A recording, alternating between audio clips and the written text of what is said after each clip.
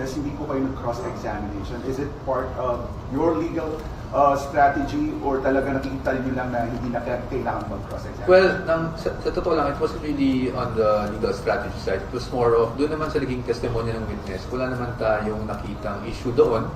Wala namang questionable, wala namang damaging na nailabas ang ating witness. At regular lang naman na yung witness ay nag-identify ng mga cheque at hindi naman natin kino-question yun. So, I didn't want to prolong the proceedings and be petty by asking questions pa kung hindi naman kinakailangan.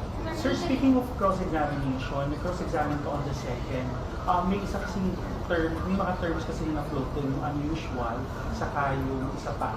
Bakit hindi po kayo nag-cross-examine on those terms? Well, kasi yung unusual para sa akin, that's the opinion ng bank manager. I don't see how it will affect the case. Hindi naman siya matter at issue dito. Hindi naman kine-question yung validity noong encashment, diba? So, I thought it was petty, no? For us to even dwell on that. The only questions I raised was, I just wanted to clarify kung bakit nga nag-exit sa labas. But again, I cannot really dwell on the merits, pero at least ma-explain ko lang kung bakit ganun ang naging approach ko. Speaking on the fire exit, sir, bakit po importante that you ask about that? Ano pong Just to dispel any insinuations, doubts, whatever, as to bakit sa fire exit. But our job is to just elicit the answers from the witnesses, no? And to clarify certain matters.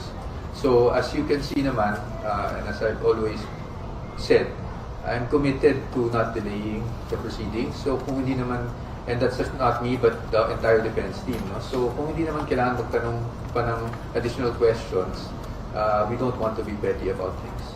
Attorney, kung naging mabilis ngayon ang proceeding, COA na ang next, ano? So, Opo. paano yan? Mas magiging matindi na ba ang mga tanungan at cross-examination? Sa amin naman po, hanggat makakaya, kung pwede namang hindi na questionin ng mga bagay-bagay in terms of official documents, etc., hindi na ko rin naman po gagawin, hindi na gagawin ng defense team. Pero, syempre, mas masalimuot pagdating sa COA because I'm sure mas maraming tanong din ang may lalabas ng prosecution ukol dyan, no, to make their case. At syempre tayo, we will also have to react accordingly. But I'm still hoping na hindi na tayo ganun kahaba. No? It will depend on how the proceedings go. But what I can say is kung hindi naman kinakailangan, hindi na rin namin masyadong hihimayin pa para naman hindi tayo petty. Para lang po maintindihan siguro ng punto kasi hindi kayo nag-cross-examine sa unusual.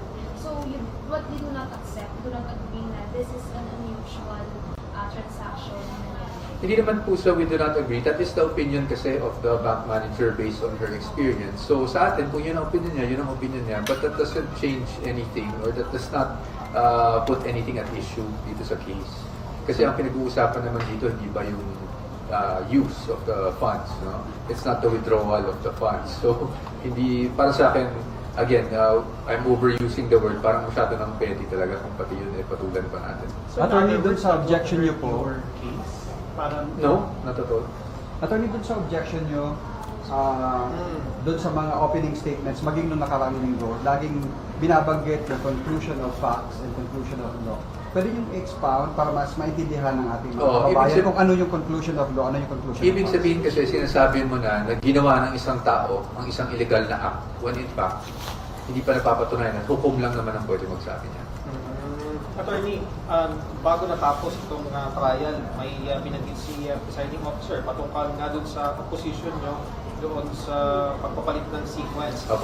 Bakit po at ano bang dinahilan ninyo doon sa inyong position paper? Opo. I cannot go into the details of that because as you know, talagang na-warningan na kami last week, no, about speaking and talking, discussing the merits of the case in public or even all of these things that we file. But siguro para lang sa kalaman ng lahat, ang pinanggagalingan lang naman ng posisyon namin is where the burden of proof actually lies. And the burden of proof lies with the prosecution. So dapat tapusin nila yung kaso. Attorney, paki-paliwanag na ulit yung sa fire exit angle. Kaya nyo cross-examine yung question na yun dahil para maiwasan na maisip ng ating mga kababayan na itinatakas, itinatago, kaya sa fire exit dumaan. Sir, parang sinabi mo na hindi dumaan doon sa Meralco Avenue, di ba?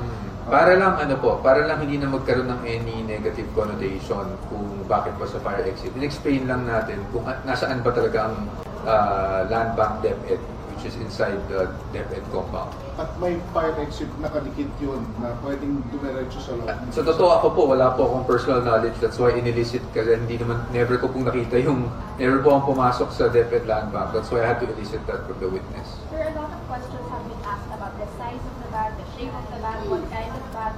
Tapos sa prosecution po, meron insinuation na nagmamatch kasi po doon sa description ng bag nila Scanias. What is your thoughts? What are your thoughts on that? I do not remember anything about Las Cañas having a bag. We'll have to just prove our point during our cross-examination of the witness Madriaga if he is in fact presented. Sir, update on your hunt for a new spokesperson? Wala pa po sa ngayon. Pag-usapan pa lang namin ng ating kliyente, ang ating vice-presidente. Paglabag ayon sa defense sa pre-trial order, yung pagbabago ng proseso ng trial. But I don't want to get into that, sir. I hope you understand. No? As I said, our main argument is that the burden of proof lies with the prosecution, and I'll leave it at that. Sir, sorry. Response lang, comment lang po sa insinuation na baka daw kaya ayaw ng defense na magbago yung arrangement dahil wala pa daw kung available na witnesses. Any comment or clarification? That's not true. Okay, thank you Sir, very pati much. lang. Sir, your comment on dun sa issue kay Senator Pia and kay Attorney Joc no? About the splice. I do not comment on issues that I'm not involved in. Hindi po ako yung taong nakikisawsaw sa mga issues. Thank you very much. Last Thank you. Last po sana. Okay. Update lang po sa i-aakyat sa Supreme Court if napag-usapan na po ba ng defense team yung subpoena po sa financial records. I'll let you know once there's an update on that.